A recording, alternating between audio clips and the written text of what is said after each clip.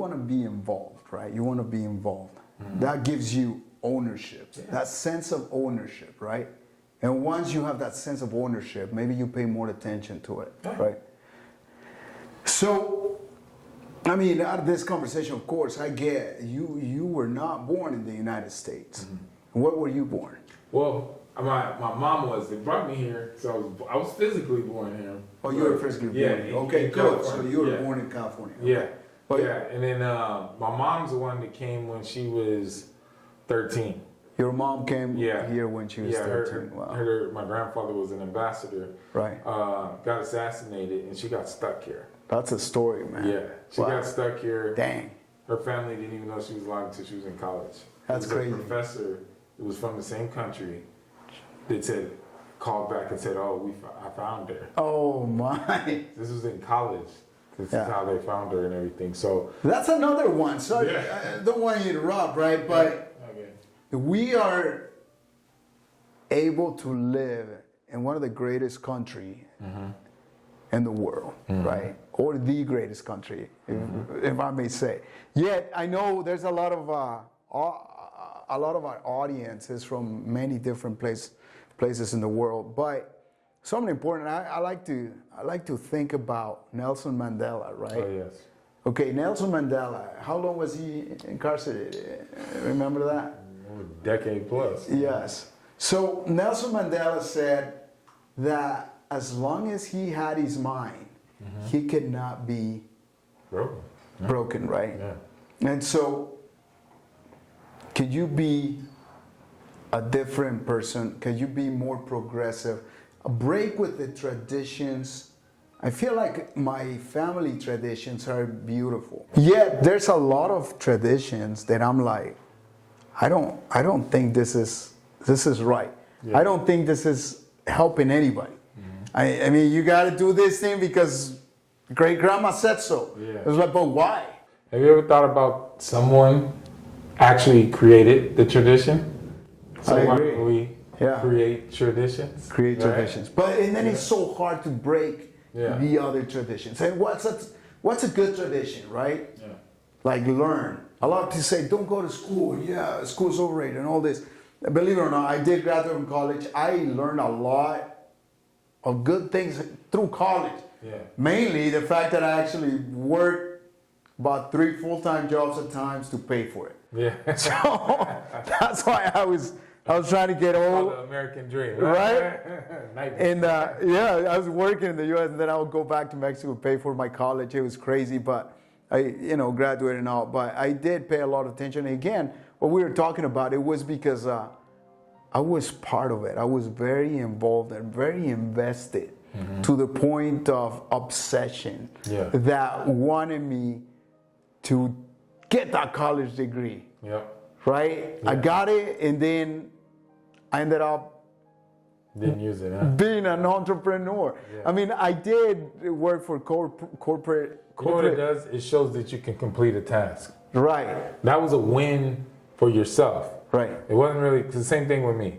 I was told, go to school, get a great education so you can get a great job, right? Yeah. But by the time I got out of college, I was probably at the tail end of, just because you got a degree that actually meant something when it comes to the working force, right? Right. And probably around the same time as you probably, Right. And I didn't work in the field either. I had psychology, industrial psychology degree. But it was one of those things where being practical on the action of what you're learning a lot of times doesn't correlate. And what I hear now statistically, they're saying majority of people who are in school right now, by the time they get out of school, it's obsolete, the stuff that they were learning. I agree with that. I think something important, you said it, right? It's the ability to realize and to tell yourself that you're actually able to accomplish something. Yeah. Something that I actually, it was funny, my parents were telling me this. So I had a job offer before graduation, and I took it. Yeah. I took it. Yeah. I took it. It was a job offer in the United States, and I took it. I'd been working for the Oracle at the time in Mexico, and then I was able to come over and I was working. I had a job offer here, took it, and then these guys, it was the graduation ceremony. And so my parents called me. It's like, hey, are you gonna come in and they're gonna say your name and give you a diploma and stuff? And I just like, guys, you mind going to the school and picking up the diploma? I'm not really interested on that light and that shine anymore. I mean, I'm already working towards a dream I had, and I feel like opportunities are in front of you. Now, you said it. It's up to you to take those opportunities, right? Yeah. So, let me ask you this. So, I see a lot of potential within our communities, right? I feel like a lot of people, even ourselves, right? Yeah. I mean, at this point, not in an arrogant way, right? But the reality is, you don't need to go to work. Neither do I, to be honest with you. Yeah.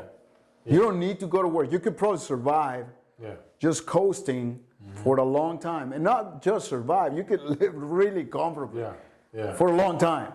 But you're still going to work. Yeah.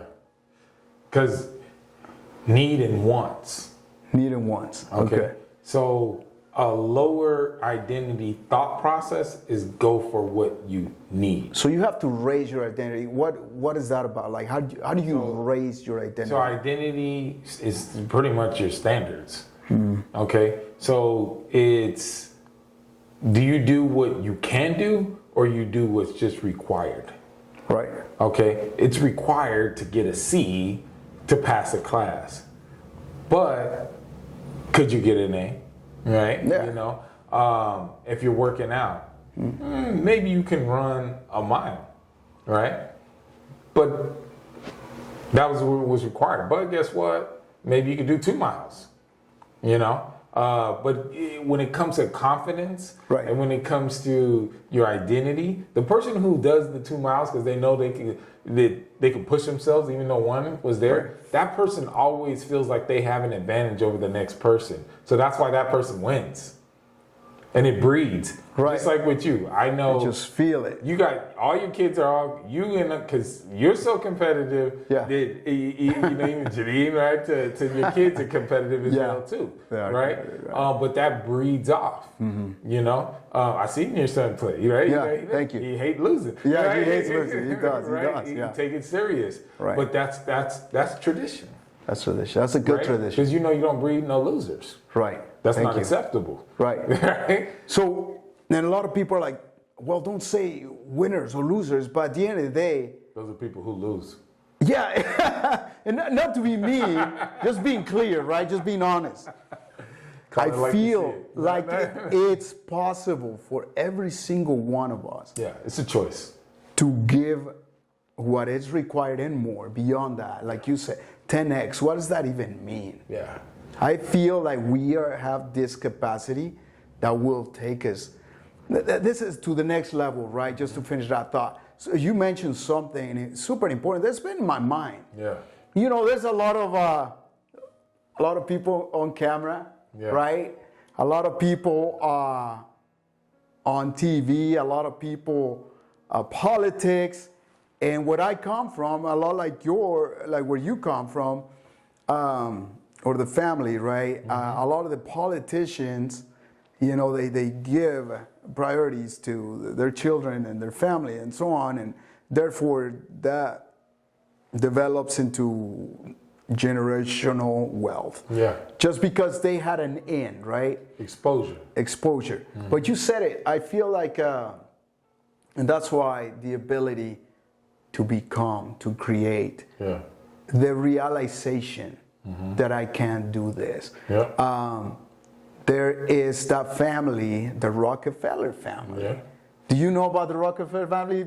Probably you know about the Rockefeller family. Everyone knows about this family, right? I mean, can the Itibari family, can the Flores family? I mean, I don't have a last name that it's very uncommon. Yeah. Like, I mean, yours is probably a little more noticeable. Zulu. Yeah. Zulu, right? And so, but can... Zulu name has to mean something. I'll tell you a quick story. Exactly. The name has to mean something. It has to.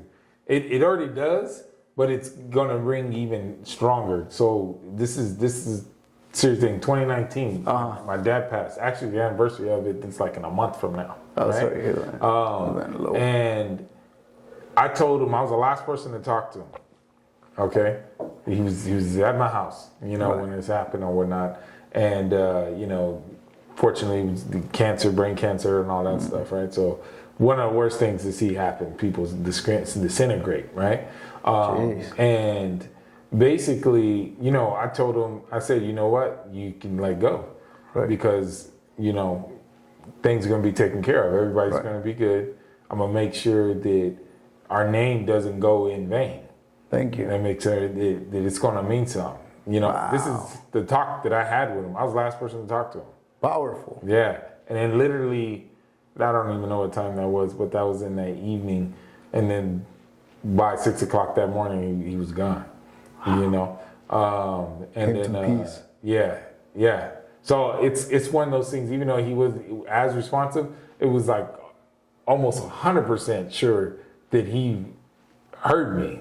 He fulfilled what he came to this earth to fulfill. Yeah. Wow. Yeah. Thank you. So it's one of those things where, it's not an option to fail. It's not an option to fail. A lot of the people that speak, right?